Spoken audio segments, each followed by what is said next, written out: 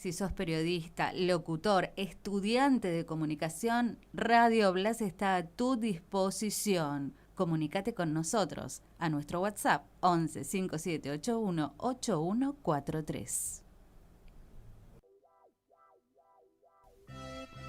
Un verano no es lo mismo sin Blas, y por eso venía a hacer radio en los estudios de Presidente Luis Sáenz Peña 366, de lo frecuencial a lo digital.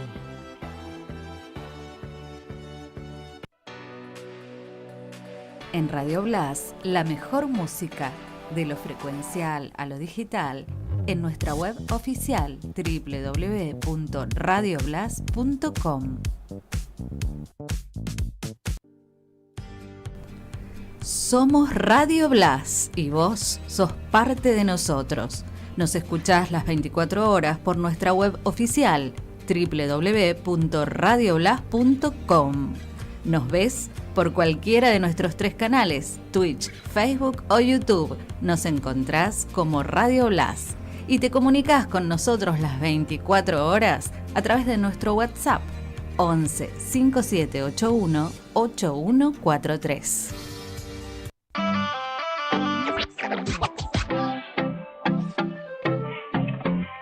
En Capital hay muchas radios a tu disposición, pero aquí, en Presidente Luis Sáenz Peña, está la radio, Radio Blas, en el corazón de Montserrat, a tu disposición absolutamente para que vos hagas realidad tu sueño.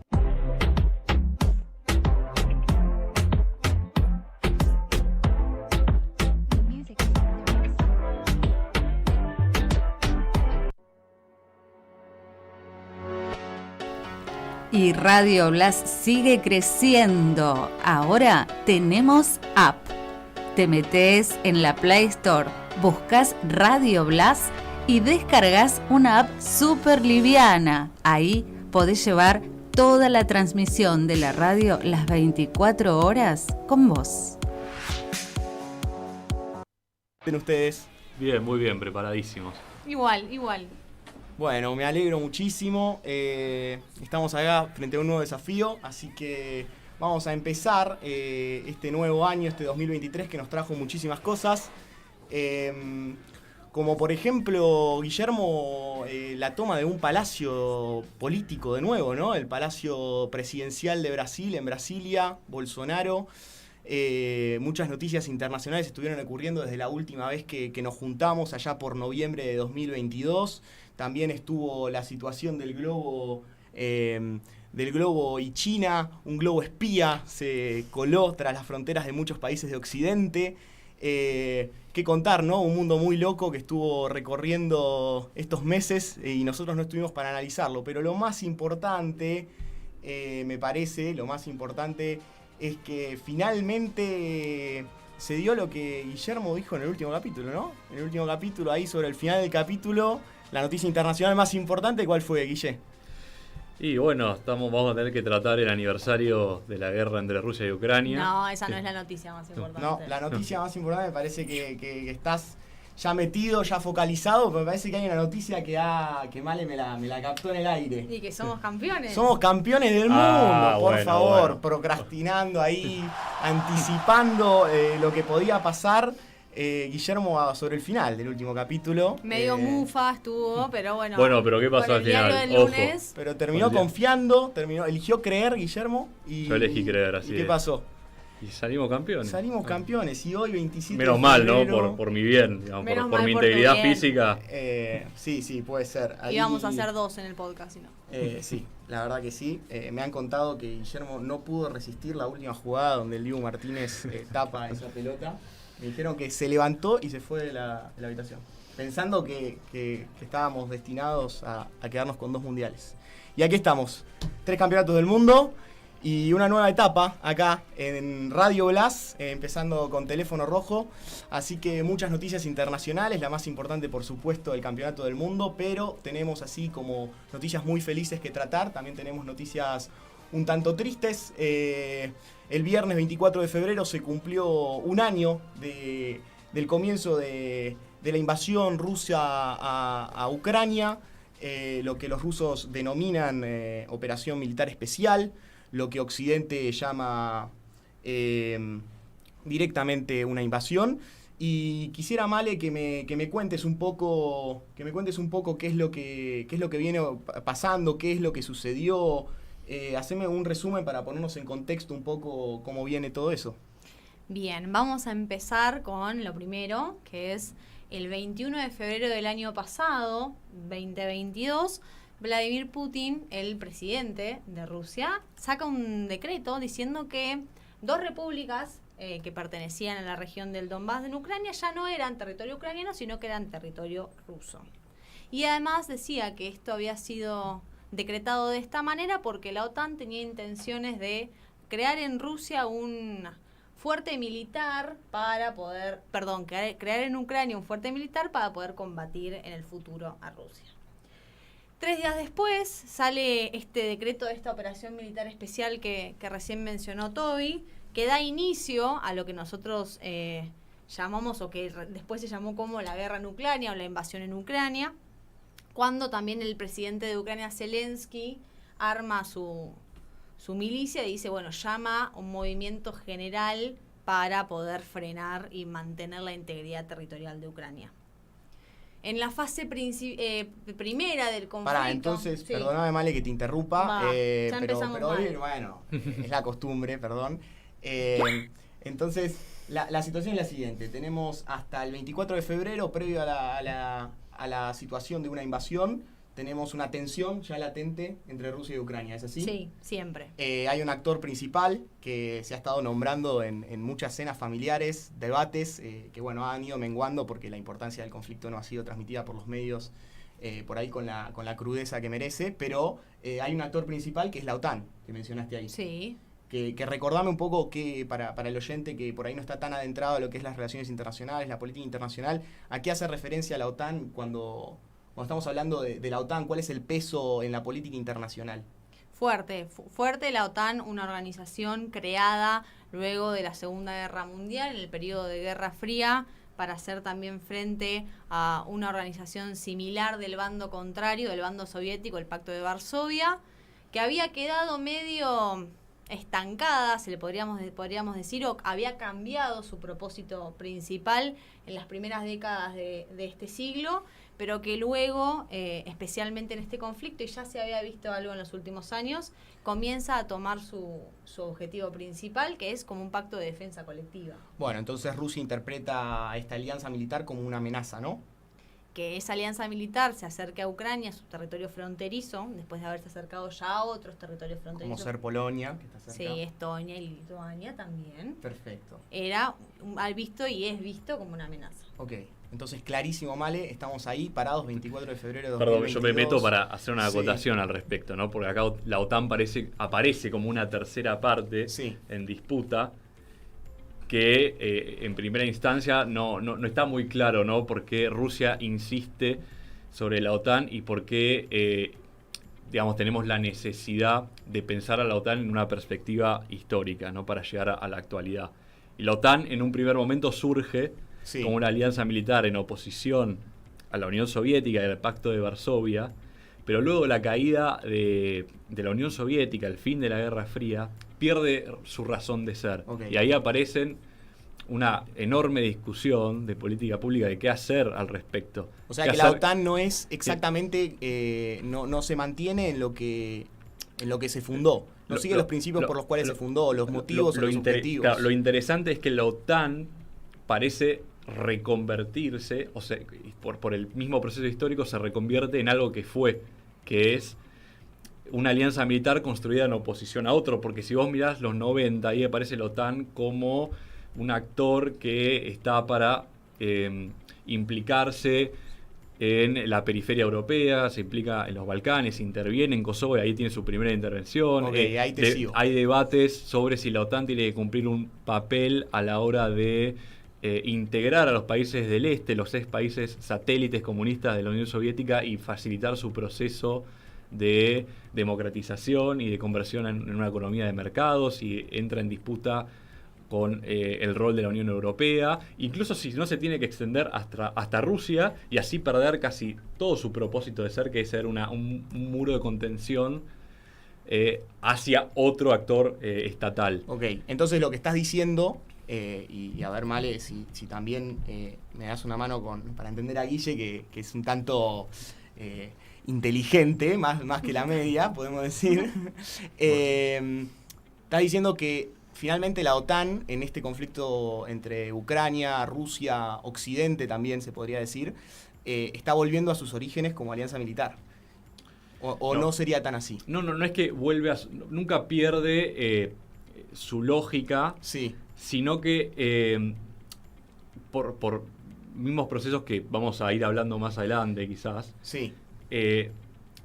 Y porque Rusia, o por lo menos cuando asume Vladimir Putin, nunca deja de verlo con esa perspectiva original, su expansión y la lógica de la expansión de la OTAN y la política de puertas abiertas de la OTAN, sí, aparece como un problema de seguridad para Rusia. Y nunca pareciera que nunca está la posibilidad aparte, sí, de que Rusia pueda llegar a entender a la OTAN de otra manera. Ok, lo ve como una amenaza. Lo ven como una amenaza y aparte nunca cambia la lógica de mantener la posibilidad de que todos los estados europeos, digamos, y esto no oficialmente, no en los papeles, a excepción de Rusia, se sumen a esa alianza. Entonces, cuando los países del este y que tienen frontera con Rusia se empiezan a sumar a esta organización, sí, ahí es cuando, Rusia ratifica esa perspectiva. Porque pensá que aparte de los 90, James Baker, el entonces secretario de Estado de Estados Unidos, le promete a Gorbachev que no se van a seguir expandiendo hacia el este. O sea, que ese problema siempre estuvo. Pero lo que pasa es que la OTAN tiene un periodo de interregno, que es el periodo de, aparte de la unipolaridad estadounidense, el primer momento de la unipolaridad estadounidense, que es la década de los 90. Entonces, clarísimo, la OTAN entonces representa una amenaza y podría ser una de las principales causas a la hora de analizar este conflicto que ya tiene 365 días, me corrijo, 1 año y 3 días ya en funcionamiento, o sea, 368 días, si no me falla la matemática. Pero, Male, vuelvo a ese 24 de febrero de 2022. Hay un actor que es la OTAN, que ya estuvimos analizando, inspeccionando ahí de qué se trata. Pero, ¿qué es lo que pasa ese 24 de febrero? Quiero volver a ese 24 de febrero de 2022 para entender lo que está pasando en el 24-27 de febrero de 2023. Bien, al principio se da un momento de la invasión de la guerra donde hay una entrada muy masiva de Rusia hacia Ucrania. Empiezan a tomar, por una cuestión geográfica, primero el este y luego el norte y el sur. Se empiezan a expandir desde el este al sur y al norte también. Y hay también una respuesta muy cruenta de Ucrania defendiendo su territorio nacional. Entonces vemos que hay un primer estadio de la guerra donde hay muchas bajas, se ven la cantidad de crímenes de lesa humanidad y de violaciones a los derechos humanos más fuertes del año. Que luego, a medida que van pasando el tiempo, porque pasó un año, a medida que va pasando el tiempo parece que empieza a bajar un poco, por lo menos, el grado de fuerza o de violencia que se ve día a día. Entonces, vemos que no solamente se contrae la cantidad de territorio ocupado por Rusia, sino que también los conflictos están más espaciados, con menos violencia y con quizás menos bajas también. Ok, entonces tenemos un conflicto que va siendo dinámico a la hora de analizarlo, no se mantiene siempre en el mismo estadio, pero ya va pasando un año, ya las coberturas de los medios van cambiando, hemos tenido todas las gamas de coberturas de medios, desde todos los canales a ninguno, a informes que la verdad que si uno los ve como el que hizo Nelson Castro en la Navidad y las fiestas de Ucrania, dan escalofríos realmente estar en un momento de felicidad que debería ser pensando en si uno va a vivir el próximo minuto, porque es así, es minuto a minuto la vida allá. Entonces, por eso desde acá, desde nuestra tarea, es intentar entender la importancia de este conflicto, que parece que es uno de los conflictos, Guille, corregime si me equivoco, pero es uno de los conflictos bélicos más importantes que uno puede tener en mente desde la caída de la Unión Soviética. Es uno de los conflictos bélicos en un territorio, quiero decir. Yo me remontaría antes, te diría. Para mí es el momento más crítico para la seguridad internacional desde la crisis de los misiles en Cuba.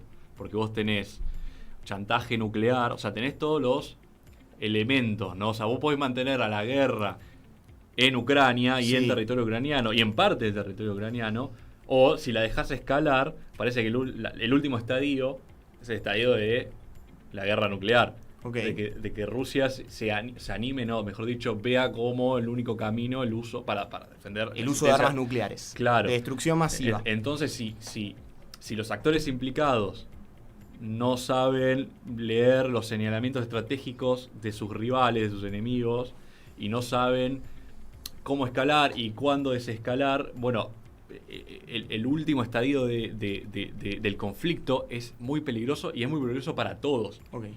El tema es que por ahora no tenemos que realmente, o sea, no hay nada que indique que tengamos que temer llegar a ese punto. A una guerra nuclear. Claro. En efecto, pero me quedo con una palabra que estuviste ahí mencionando, me quedo con la palabra de escalada. Me quedo con la palabra de escalada y, Male, te quiero consultar a vos en cuanto a escalada en las relaciones internacionales, en la política internacional. Uno entiende que hay una teoría que se ha formado a mediados del siglo XX que se trata del dilema de seguridad.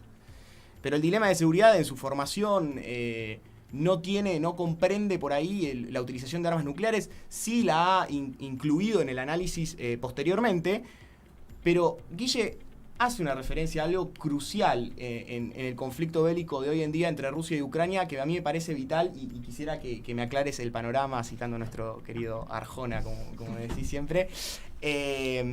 Quisiera que me aclararas el panorama. ¿Qué implica, en principio, una escalada por mediante lo que nosotros estudiamos como dilema de seguridad? Si me podés clarificar eso.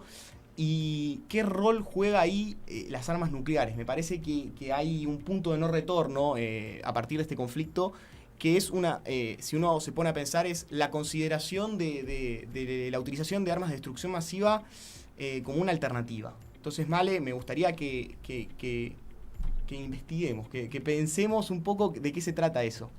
Bien, dijiste un concepto súper importante en la teoría de las relaciones internacionales que no lo podemos dar por sabido, que es el dilema de seguridad. ¿Qué es un dilema de seguridad? Se preguntará el oyente del otro lado. Es un concepto de la teoría de las relaciones internacionales. Vale aclarar. Todo vuelve al mismo lugar. Me parece muy bien. Que se refiere a una situación en la que hay dos o más países que ven las medidas defensivas del otro como medidas ofensivas. Entonces ven cada armamento del otro como un posible ataque. Una desconfianza, digamos. Sí, una desconfianza total del otro. Entonces, lo que el otro hace quizá por defensa propia, como armarse, como prepararse militarmente, otro país lo ve como un posible ataque. Entonces, la respuesta lógica es armarse más. Entonces, ves de los dos lados, en este caso pueden ser dos países, como es Rusia y Ucrania, armamento y armamento defensivo que el otro lo toma como una posible amenaza. Entonces, esto lo vemos clarísimamente en el caso de Rusia y Ucrania. En el conflicto ruso-ucraniano se ve que Rusia entiende a Ucrania como parte de su esfera de influencia, como un país históricamente, culturalmente, identitariamente relacionado con Rusia. Entonces, cada acercamiento que hace ese país con la OTAN, con otra alianza militar, con otros ideales occidentales y su necesidad de acercarse también para protegerse de Rusia, se ve por el Kremlin como una posible amenaza, y obviamente en su contraparte, cualquier cosa que hace Rusia para armarse, Ucrania lo ve como una posible amenaza. Entonces eso hace que cada vez escale el grado de violencia y en algún momento, si las condiciones son así, se dará un conflicto. Y entonces, tomando este punto de partida, siendo el dilema de seguridad una de las teorías válidas para explicar este punto, uno podría, Guille, porque me interesa encontrar una causa, me interesa saber por qué está sucediendo lo que está sucediendo, uno podría interpretar que el dilema de seguridad no es solamente entre Rusia y Ucrania, sino que entra un actor del cual ya hemos estado hablando, que sería entre Rusia y la OTAN. ¿Hay ahí algún tipo de escalada entre estos dos actores? Más allá de Ucrania, sino que Ucrania es más como una excusa, si quiere uno hablar, o una situación de coyuntura, pero atrás de Ucrania se puede localizar un actor tan importante de la política internacional como la OTAN. Mira, yo ahí te diría, te voy a dar una respuesta tentativa, ¿no? A ver, porque vamos a tener, gusta. o sea, da para mucho, porque a futuro, cuando los historiadores tengan que investigar y tengan que entender, explicarle a sus alumnos. Ya le está pateando la teoría, la respuesta de los Claro, historiadores. Sí, no, Claro, para mí bueno. ya se está guardando el curro para El- dentro de 30 años poder, no sé. Anoten, Sí, yo la verdad que buscaría papers de Guillermo Russell en los Va a próximos haber, 30 años va a sobre haber. Rusia y Ucrania, y creo que este momento de Radio Blast va a estar entre los papers. No sé si citado en la Bueno. bibliografía, pero bueno, Esperemos podría que ser. sí, ¿por qué no? O sea, con un poco de contenido audiovisual tiene que haber. Ah, ¿no? bueno, me gusta, En me gusta, la era me gusta. digital.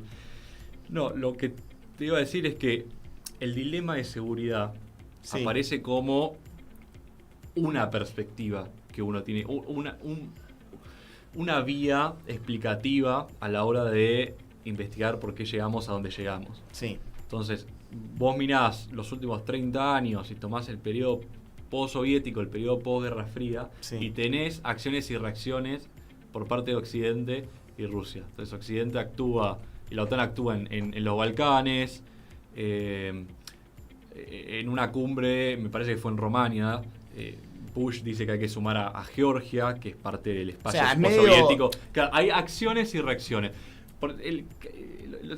Ucrania y otros son ejemplo de eso. O sea, vos tenés Georgia, que Bush dice hay que sumar a Georgia eventualmente a la OTAN, o hay que tener la puerta abierta Sí. para Georgia y para Ucrania. ¿Qué pasa meses después? Rusia invade Georgia. O tenés a la OTAN actuando en Libia, en los Balcanes, como dije anteriormente, en el 99, y Rusia reacciona en base a cosas, a sucesos y acciones que el primer paso fue dado por la OTAN. Donde Ok. el primer paso fue dado por la la OTAN. primera piedra, digamos, Claro. Male, sería tiró la OTAN. Pero La eso no tiró es la que OTAN. eso no significa necesariamente, y aparte el contexto ahí general es que la OTAN se expande hacia el este.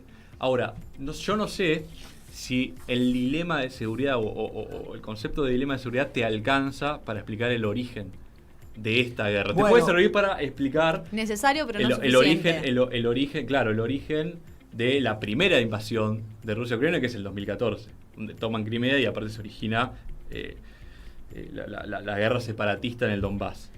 Pero en una situación donde vos querés, lo que parece decir Rusia es que quiere evitar que Ucrania se sume a las instituciones de Occidente, a la Unión Europea y a la OTAN, bueno, teniendo su estado territorialmente fragmentado, eso es imposible. La OTAN No lo permite. No lo permite. No lo permite. Y eso está en su propio reglamento. Me parece interesante también remarcar la presencia de un actor importante dentro de la OTAN como Turquía, que podría representar, ¿no? Que podría representar que Un obstáculo al ingreso de Ucrania y países cercanos a... no solo Turquía, yo digo, Francia, Alemania, o sea, los países que aparte son líderes en la OTAN, el propio Estados Unidos. Pero Porque si vos entras a la OTAN en un país que tiene un conflicto con Rusia, que como es Sí. Ucrania desde el 2014, que es un conflicto bélico, es comprarse ya de entrada o tomar vos el conflicto con Rusia. Y además no se puede, más allá de lo que podamos teorizar de si lo harían o no lo harían, el estatuto dice que no se puede. Entonces, ya sabemos que igual los estatutos a veces en algunas cosas internacionales se obvia cuando se puede, pero por lo menos las hacemos reglas- la vista gorda. digamos. Hacemos un poquito la vista gorda. Pero Male, vos mencionaste algo que me importa bastante, que me interesa resaltar, que por ahí pasó... Ah, buenísimo. Ahora vamos a ir leyendo los mensajes que bueno, le agradecemos a todos los que nos están siguiendo. La verdad que hay mucha gente conocida, un poco de vergüenza, pero bueno, los veremos mañana en el trabajo o ya estaríamos hablando, así que muchísimas gracias. Male, quiero tomar un punto que, obviamente, si quieren hacer algún comentario o pregunta, están más que invitados. Quiero tomar un punto que vos dijiste, que es decir, que dijiste que Rusia y Ucrania están estrechamente relacionados. Sí. Y de ahí también se puede explicar, creo yo, un poco el origen del conflicto. Porque uno ve al otro como una porción de parte propia. Y estoy hablando más también de Rusia y Ucrania, la historia de la Unión Soviética, han sido parte del mismo Estado, Ucrania ha tenido cierto estatus. Entonces, quisiera, en 2 líneas, trazar esa importancia también cultural que une y vincula a estos 2 estados. ¿Qué me podés comentar sobre eso? A ver, es parte de lo que decía Guille recién también. Un argumento del dilema de seguridad no es suficiente para poder explicar lo intrínsecamente relacionados que están Rusia y Ucrania. Como te digo, históricamente, o decís mismo vos, habiendo compartido el mismo estado en la Unión Soviética hace un par de años, pero también con una historia de hace mucho más tiempo que iniciando teniendo la misma etnia compartida, iniciando con una organización estatal igual, con la misma base. Entonces podemos ver que más allá de compartir desde lo físico hasta lo idiomático, hasta lo cultural, hay una identidad compartida, una identidad eslava compartida, que hace que sea imposible de entenderlos uno separado del otro. Claro, no son casos aislados, sino que están estrechamente vinculados. Guille, podemos hablar de la Rus de Kiev dándole origen y motivando a la formación de Moscú. Entonces, me parece interesante vincular eso y te agradezco, Male, que lo hayas traído, porque por ahí no lo estábamos contemplando, pero a la hora de analizar todas las causas de la invasión de Rusia y de Ucrania, me parece interesante tenerlo en cuenta, y a partir de ahí me quiero meter, ya estuvimos en el 24 de febrero de 2022, me quiero meter en el 2022 per se, porque mientras Argentina se preparaba para el gran hito, para la gran... no supera. No lo puedo, la verdad realmente estoy muy contento, debo confesar, haciendo una pequeña digresión, todavía no he podido volver a ver la final. Yo tampoco. No la No pude la vieron, volver a yo la vi varias veces ya. Bueno, mentira, porque la pasaron... La pasaron Navidad para y Navidad del Navidad brindis, y Año levanté Nuevo. la copa con Messi, pero no pude ver los penales, lo sigo sufriendo. Me pasa lo mismo con Madrid, yo soy hincha de River, así que se ve que los momentos felices son para vivir una vez. Pero bueno, volviendo a ese año, a este movido 2022, quisiera, Male, que hagamos un poco un recorrido así de qué es lo que estuvo pasando para entender dónde nos encontramos hoy. Para entender bien qué es lo que tenemos que ver hoy, a qué le tenemos que prestar atención hoy. Entonces me gustaría que empecemos. Bueno, ya empezamos hablando de qué pasó en el aspecto bélico del evento. Me distraje un poquito con los comentarios. Leí los comentarios y me distraje, perdón. Gracias. No pasa nada, vamos. Entonces, decía que ya hablamos del aspecto bélico de la cuestión. Entonces, nos queda hablar de lo otro que estuvo mucho en las agendas de la prensa internacional y de la prensa local, que es la cuestión de las sanciones. Yo creo que ¿ustedes han escuchado de las sanciones? Sí, seguro. Complicado, si no escucharon, pero no lo entendí muy bien, así ¿No? que me gustaría, acá mientras destruyo las propiedades de Radio Blas, Que nos ilumines. en qué hace, porque Qué una raro. sanción, yo entiendo, para mí una sanción era en el colegio cuando me portaba mal. Te falta hacer una referencia más de fútbol y me voy. No, estoy diciendo, una sanción es cuando yo iba al colegio, no me ha pasado mucho porque era un alumno de excelencia. Preguntale acá a la punta. Totalmente. Bueno, no voy a hacer opinión porque ha contado cosas que no se pueden reproducir, no lo voy a quemar al aire, pero Ya es tarde. ya está. ya lo quemó. Pero volviendo a este tema de las sanciones, Sí. en el ámbito internacional. ¿Qué es una sanción en el ¿Qué ámbito es una sanción? ¿Cómo le internacional? puedes hacer daño a un país tan grande, tan poderoso, tan fuerte como Ucrania con un papel, con una firma? ¿Cómo es esto? Bueno, una sanción, por lo menos las sanciones que vimos son sanciones económicas. ¿Qué es una sanción económica? Una medida que toma un país para cesar un comportamiento indeseado de otro. Entonces es aumentarle los costos en la estructura de costos-beneficios al país para que el comportamiento que está haciendo que no te gusta, en este caso invadir Ucrania, cese. Esto es lo que trataron de hacer los países occidentales de manera multilateral contra Rusia el año pasado. Premios y hoy castigos. también. En este caso, únicamente castigos. Todo garrotes, Todo ninguna garrote. zanahoria. Garrote.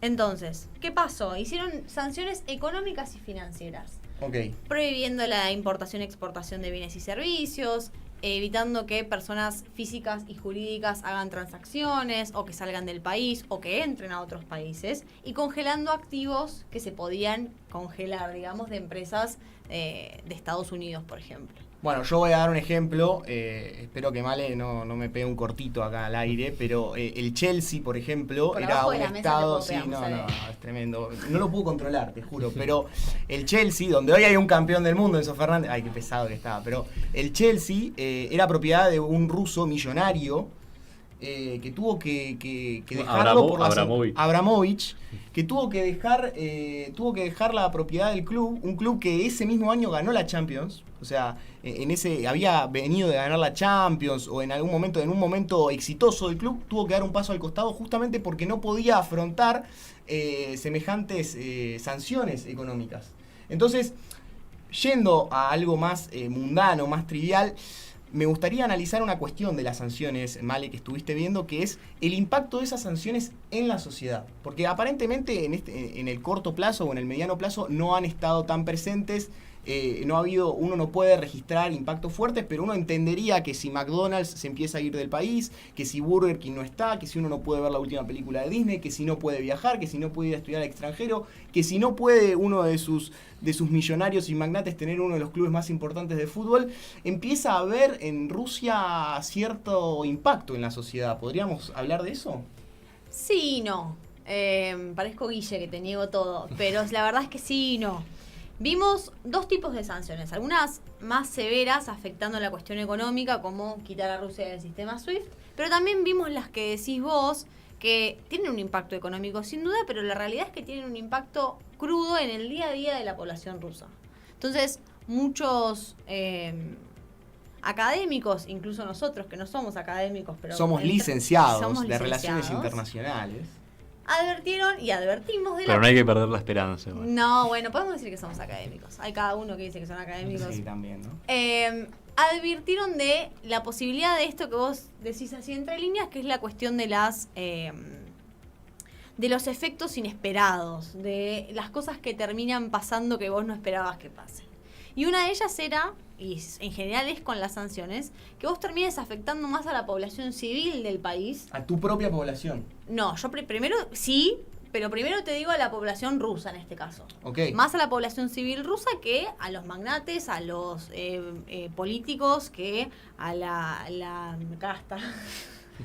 Qué palabra, qué palabra en este año, ¿no? Que termines afectando más a la población civil que no a la población de políticos. Eso es uno de los peligros. Y otro de los peligros es que te vuelva para vos, que sea que vos termines afectando a tu economía o a tus ciudadanos. En el caso de los ciudadanos estadounidenses, franceses, alemanes, etc. Bueno, uno de esos efectos que me gustaría también tomar es el tema de la energía, ¿no? Ajá. El tema de la energía en Rusia y Ucrania. Han circulado propaganda política rusa haciéndose alarde del poder energético que tiene y de cómo eso puede ser utilizado para hacer daño a la sociedad civil de los países a los cuales se está enfrentando, de los países de Occidente. ¿Esto es así, Guillermo? ¿Cómo lo ves? Mira, las sanciones hay que mirarla también en perspectiva, ¿no? Tenemos que tomar este año y ver dónde empezó Occidente y dónde se ha posicionado actualmente, o hacia dónde ha evolucionado, y aparte hay que ver los efectos, ¿no? La realidad es que las sanciones, y no es la primera vez que pasa algo así, no fueron catastróficas ni para un lado ni para otro. O sea, al principio parecía que sí, porque veías esas colas inmensas de rusos en los cajeros. Claro. Pero bueno, la verdad que las instituciones financieras y económicas rusas actuaron con mucha profesionalismo y la economía rusa se estabilizó rápidamente. O sea que no hubo una recesión tan intensa, pero ahora, por el lado occidental tampoco hubo un impacto tan negativo. En Estados Unidos, porque tenés que pensar en la dependencia, sobre todo de Europa, del gas y el petróleo ruso. Entonces, y aparte recién ahora, este año, empezaron a poner sanciones en el sector energético ruso, que antes habían estado... No habían tocado. Claro, y exceptuadas. además, me sumo a esto que dice Guille, le han encontrado la vuelta. La realidad es que más allá de no de que los agentes financieros han actuado bien, o por lo menos han actuado con rapidez y han podido mantenerse en una situación estable. También salieron otras alternativas, por ejemplo, se fue McDonald's, pero apareció una nueva cadena que se llama Delicioso y Punto. Tengo el nombre en ruso, pero yo no soy... Yo no le voy a pedir a Guillermo que... nadie le va a pedir, pero el que se encarga de esas cosas suele ser acá. La verdad no tengo idea, aparte. Bueno, está bien, no pasa nada. Bushno y Toshka. Bueno, es Malenka Martín al final. Bueno, que tiene el mismo logo que McDonald's, tiene la misma comida que McDonald's, tiene el mismo menú que McDonald's e incluso tiene el mismo packaging que McDonald's, pero no es McDonald's, es Bushno y Toshka. ¿Cómo es? Eso, muchísimas gracias, Malenka Martinovsky. Entonces, ahí cuando encontramos eso vemos que las sanciones parecen no haber sido lo suficientemente severas como para terminar teniendo efectos adversos, terminando de afectar a tu población o a la población rusa, pero tampoco fueron lo suficientemente severas para provocar un cese del acto. Entonces, veremos si ahora con lo que adelantó Guille, con los nuevos tipos de sanciones que van a supuestamente van a surgir ahora, si pasa algo distinto. No, aparte hay que pensarlas en el largo plazo también. O sea, lo que se ha privado a Rusia de tener acceso a tecnología crítica occidental. Que es ¿Cómo ser qué? No, bueno, todo lo que tiene que ver con lo más avanzado, ponerle de su armamento militar, eso en gran medida viene de importaciones de tecnología occidental. Y aparte para también sectores críticos de la economía. Entonces las sanciones en realidad tienen un impacto, o van a tener un impacto que se va a ver más bien en el largo plazo. O sea que la concepción estratégica no está mal. El problema es que no te va a cambiar el rumbo en el corto plazo. Ahora, Guille... O sea que en realidad están... Sí. El impacto se daría si Rusia se mantiene sancionada.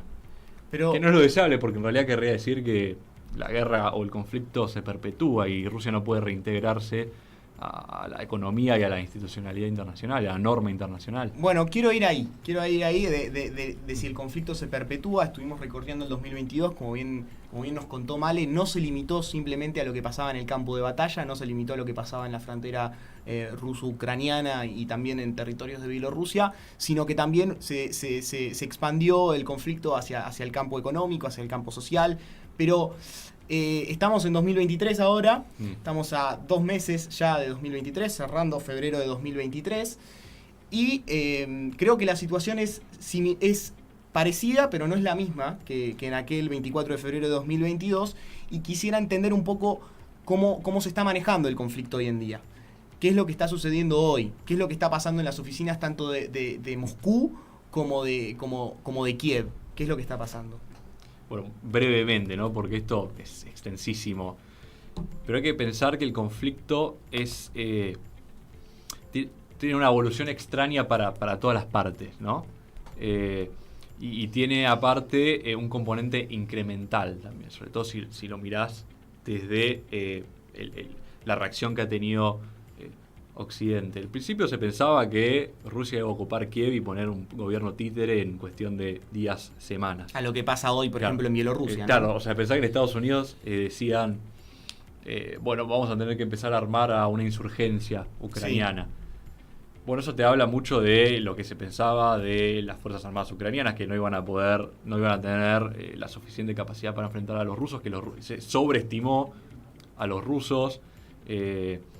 Se subestimó la unidad nacional ucraniana y la voluntad de resistir.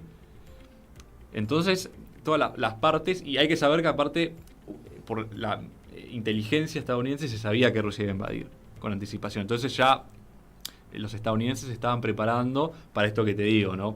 Preparar casi una insurgencia ucraniana.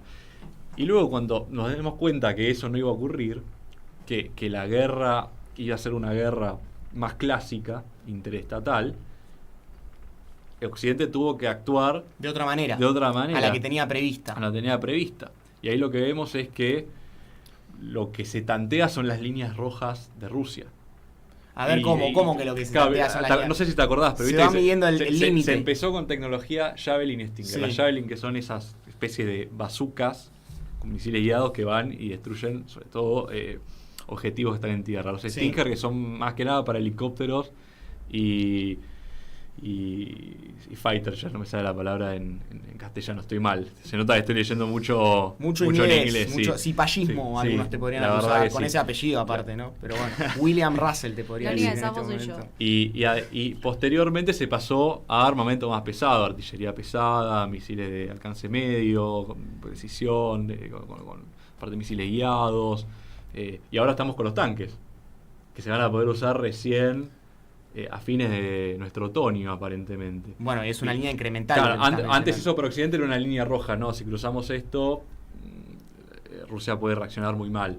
Pero vemos que Es medio rosita ahora. No me quiero poner, claro. no me quiero poner en catastrófico, no me quiero poner en conspiranoico, ya que estamos en la plataforma de muchos videos conspiranoicos en YouTube. Pero qué posibilidades hay de que esta línea siga increyendo y siga yendo hacia lo más temido, que sería la utilización de armas de destrucción masiva. No sé, o sea, yo lo que te diría es que en términos convencionales ya estamos medio en el límite, porque más que eso son misiles de largo alcance que puedan lanzarse contra posiciones en territorio ruso, bien adentro aparte del territorio ruso, y aviones de combate. O sea, más que eso, en términos convencionales no hay. Y en lo que hace al uso de armas nucleares por parte de Rusia, Sí. la verdad es que, a mi parecer, eso en condiciones actuales y con los objetivos actuales no tendría mucho sentido, pero eso es asumir racionalidad por parte de los actores implicados. Bueno, Pero bueno, estamos en terreno muy, muy novedoso, ¿verdad? O sea, desde Hiroshima no se usan armas nucleares. No sé quién va a querer ser el próximo o el peor ser humano de la Ese historia sí, de la bueno. humanidad. No sé si Putin quiere ocupar ese lugar, porque es casi habla- seguro la que lo primera ocuparía. piedra, pero es el que tiene el primer piedrazo, Sí. seguro. Bueno, pero por eso ahí me interesa ir, que ya hicimos un repaso de lo que está pasando, de lo que pasó. Quiero ver la luz al final del túnel, que espero que no sea el tren que está viniendo de frente, sino una luz, una salida. No quiero ser catastrófico, pero bueno, es así. Y abro acá a los dos, les pregunto, cuando hablamos Guille estaba hablando de racionalidad de los actores, de líderes. Tenemos a Biden en Estados Unidos, tenemos a Zelensky en Ucrania, tenemos a Putin en Rusia, y me detengo acá, me detengo en Putin en Rusia, y uno podría decir que esto se podría deber también a la presencia de una persona. O sea, ¿hasta qué punto podemos atribuirle la situación actual a una sola persona como Putin? Y si uno sacara de la ecuación a Putin, sea por cual sea el motivo, sea estado especulando con su estado de salud, algún suceso que pueda suceder, valga la redundancia, ¿cuánto puede trascender lo que hoy está haciendo Rusia en el tiempo? ¿Qué quiero decir con esto? Primero, en primer lugar, ¿cuánto le debemos a la situación actual a Putin? Y en segundo lugar, si Putin hoy no estuviera más, ¿podemos decir que esto va a perpetuarse? ¿O se debe simplemente al líder? Es una pregunta que habría que ver por dónde la tomamos, ¿no? Yo creo que empezaría por otra cuestión para después ir a tu pregunta en particular. Yo miro la guerra actual, no como estamos ahora. Sí. Es una guerra de desgaste. Son las imágenes que vemos. La guerra está ahora concentrada en el este, siempre se escucha de ciudades mencionadas como Bakhmut, Soledar. La guerra está ahí. Y lo que hay es una guerra de desgaste. ¿Qué quiere decir? Se usa artillería pesada y se busca además, y lo que se pretende, porque además como hay un empate técnico-militar, o sea, hay la misma cantidad de pérdidas más o menos de un lado y de otro, lo que se pretende es desmoralizar al otro. Y que porque se desmoraliza al otro, el otro cede. Y en ese sentido, lo que te diría es que ahí la idea es que la guerra va a seguir un tiempo. Porque las guerras de desgaste Va a seguir independientemente... Pero va a seguir... Si se mantiene de este tipo, ¿no? Como el tipo que es ahora, que es una guerra de desgaste. Si se mantiene de esta forma. Pero yo, Male, a ver si me A podés ver. dar una mano. Yo lo que digo es, se ha planteado en muchos artículos, sobre todo recuerdo uno que salió hace un montón en el New York Times, y en televisión, en los medios, se ha planteado como una salida posible, un tratamiento contra el líder de los proyectos. Uno toma ejemplos históricos como la Alemania nazi o como la China comunista, y es difícil encontrar, bueno, en el segundo ejemplo no es muy bueno, pero es difícil encontrar que las ideas trasciendan al líder. Entonces, lo que yo me pregunto es, ¿hasta qué punto se le puede atribuir esto a una persona? ¿Es una cuestión de ideas o es una cuestión de estructura? Porque yo no sé si es una cuestión de ideas. Yo no diría que es una cuestión de ideas. Me parece que tiene más que ver, por eso no creo que tampoco es una cuestión de agencia, sino realmente creo que es una cuestión de estructura.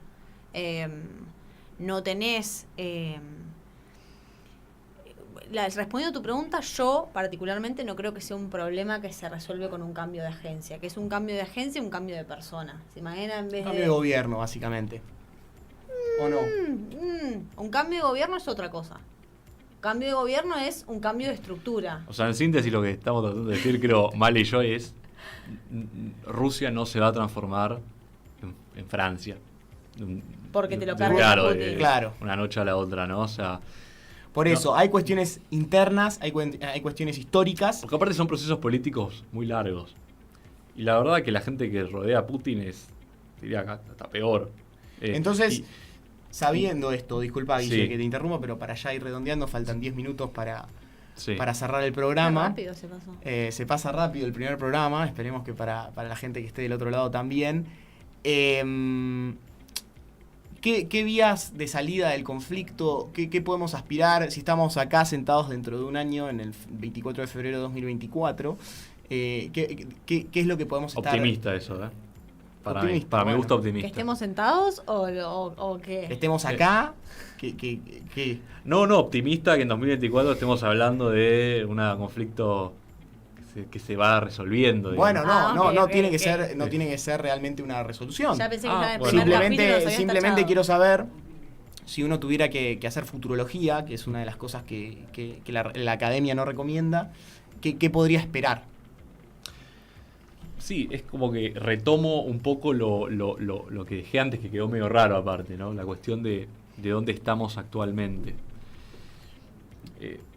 Rusia, te diría que apuesta a que... Primero a quebrar la voluntad de las Fuerzas Armadas ucranianas y del pueblo ucraniano a resistirse.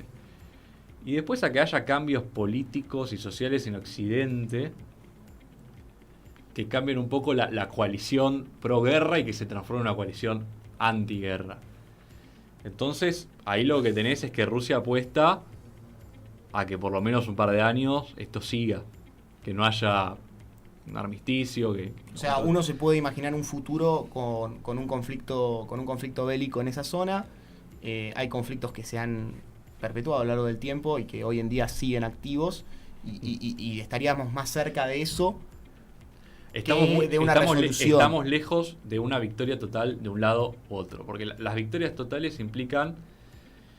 Derrotas totales. Claro, y en ese sentido Rusia, siendo una potencia nuclear extensísima como es, no va a ser una Alemania o un Japón en 1945, porque es imposible. Porque eso sería el Armagedón nuclear. Entonces, no puede haber... ¿Y del otro lado? Claro, pero no... ¿Y si Rusia se impone totalmente frente a Ucrania Son y cosas que- Occidente le suelta la mano? ¿Puede pasar? ¿Se puede contemplar? Puede pasar porque al estar justamente en una guerra de desgaste, lo que tenés que hacer es poner al complejo industrial a fabricar equipamiento militar. Y eso es lo que hace Rusia. Y no es exactamente lo que hace Occidente. Porque Occidente te manda cosas hechas. Y tiene que después reponer el stock. Y empezar a almacenar. Y tiene que volver a construir armamento para almacenar, para su seguridad. Y después para seguir mandando a Ucrania. Ahora, o sea, Rusia ahí puede apostar más al desgaste, ¿no? A esa lógica de desgaste. Y después, retomando el punto anterior, no vas a tener una victoria total de un lado o de otro seguro. Pero lo importante es pensar que Rusia no va a sufrir una derrota total. Porque eso implica, yo diría, pararle la mano a Zelensky y decirle, mirá, esto que vos pedís, que es mucho, porque es juzgar a criminales de guerra y a los altos mandos de Rusia, recuperar Crimea, que no es el status quo ante a la invasión de 2022, sino que estamos hablando de 2014. 2014, sí. y que Rusia pague reparaciones. Bueno, eso implicaría que Rusia quede totalmente derrotada, desnuclearizada, hasta fragmentada, te diría, cosa que no va a pasar y que no sería buena parte para la seguridad internacional. Ahora, de pero todos. discúlpame, yo soy muy naif en pensar, muy inocente a la hora de leer este conflicto, de pensar en una salida negociada, ¿vale? Soy La respuesta corta es sí. muy inocente en pensar que Ucrania puede ceder parte de su territorio y contentar o firmar una salida negociada donde Ucrania se mantenga neutral y no se acerque a los intereses de Occidente, para resolver dentro de todo el conflicto en un corto periodo de tiempo. Male, ¿vos considerás que yo estoy siendo en este punto muy inocente? Lo que tiene una salida negociada y una salida pacífica en el corto plazo que requiere mucha voluntad. O sea, tenés que tener voluntad de las dos partes. Y no se está viendo mucha voluntad. Se está viendo, si desgaste, hay que ver hasta dónde llega el desgaste. Y Guille dice, yo creo que acertadamente, que el desgaste ruso le va a tirar un poco más que el desgaste ucraniano. Pero la salida negociada requiere voluntad, requiere acuerdo, requiere negociación, requiere ganas. Y me parece que en este momento no hay voluntad de concesiones. ninguna de las partes. requiere perder. Y que requiere realismo aparte. Y Claro. de ambas partes Y no hay escuchar, voluntad. no escuchar a las voces más radicales de ninguna de las partes. Porque las voces más radicales de un lado te dicen, bueno, ya fue, tiremos bombas nucleares, Rusia. Y del otro lado te dicen, hay que fragmentar a Rusia, hay que desnuclearizar a Rusia, hay que retomar Crimea. Cosa que no es realista. Ninguna de las cosas son realistas. O sea, la realidad es incómoda para todos. Ahora, yo me imagino, digo, ¿no? Y acá dejo poco ver mi hilo ideológico, cosa que está bien que todos hagamos, ¿no? Realismo Pero, puro y duro. Claro, si yo fuera ucraniano, yo diría, mirá, tenemos una opción, extender el conflicto para siempre, o sea, ver hasta dónde llegamos con el apoyo actual, a recuperar tal o cual territorio. Crimea, la verdad, es que es un quilombo aparte. O sea, podemos quedarnos con esa, no me sale, ¿cómo decirlo? Con esa espina, y decir, no, a toda costa quiero recuperar toda mi integridad territorial. O podemos apostar a otra cosa. Es decir, le hago concesiones a Rusia, que van a ser muy populares, pero al mismo tiempo esas concesiones me permiten que Rusia me haga concesiones que antes no hubiera estado dispuesta a hacer. Por ejemplo, integrarme a la institucionalidad europea, la Unión Europea y occidental. Claro, hay como una tentación a pedir un poco más. Yo a Rusia no le doy mi neutralidad. O mejor aún, no estoy en su esfera de influencia, pero le doy Crimea. A mí eso, No te suena. yo lo miro de afuera y me parece quizás lo más viable, pero ahí estaríamos hablando, yo te diría, de una victoria ucraniana. Para algunos será una victoria ucraniana pírrica, para otros será lo máximo alcanzable. Hay que ser realista en los pedidos. Bueno, O sea, pero yo si ya no, llegando. Y tener una Sí, zona verdad. desmilitarizada Sí. y todas soluciones incómodas y malas, como son las soluciones en el mundo real. Bueno, la verdad Como es que Corea, por un ejemplo, panorama- la solución incómoda. un Pero panorama- Corea está del lado occidental. Un panorama triste. Sí. La verdad que no podemos cerrar el episodio de esta manera. Hay cierta luz al final del camino, creo yo, en ciertas instancias donde el institucionalismo puede imponerse, pero es real que hay conflictos que tienen protagonismo hoy en día a la hora de hablar de esta guerra, ¿no? Entonces, ya para ir cerrando, me gustaría, antes que nada, agradecerles a todos. Del otro lado hay mucha gente viendo ahí, haciendo el aguante. Tenemos en este momento 11 personas viendo. Wow. Así que ya redondeando hacia el final, agradecemos a todos los que nos estuvieron acompañando hasta este momento. Vamos a estar subiendo también este podcast en formato podcast a Spotify y Apple Podcast para seguir con nuestra tradición como empezamos. Lo vamos a subir a una página de YouTube y bueno, nos podés seguir en nuestras redes sociales arroba teléfono rojo podcast, costó salir, arroba teléfono rojo podcast. Vamos a estar ahí Y viendo, todos los lunes a las y todos 8. los lunes de 20 a 21 horas vamos a estar acá. Así que bueno, Nada, con este panorama de Rusia y Ucrania. Súper positivo el equipo. Sí, la verdad que podríamos haber terminado un poquito más arriba, pero agradecemos muchísimo el aguante hasta este momento. Y bueno, nos vemos la próxima. Así que dejamos un pequeño tema para ir cerrando, así que tengan un poquito de confianza en nosotros y muchísimas gracias. Hasta el próximo programa. Hasta luego.